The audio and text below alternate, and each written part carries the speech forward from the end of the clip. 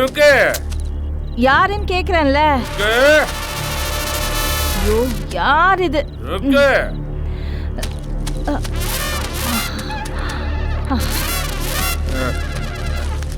யாரு? ருக்கு. ஏய் கை விடு. ருக்கு, உன் மேல எனக்கு ரொம்ப நாளா ஆசை. அதான் உன்னை தேடி வந்திருக்கேன். ஏய் போ.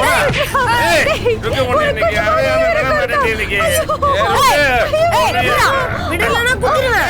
நீ வந்தா அவ்வளவுதான். மூர்த்தி, நீ பயப்படாதம்மா, நான் இருக்கேம்மா.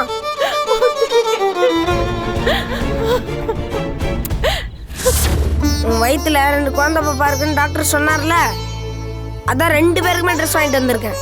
இந்த அப்படி மூர்த்தி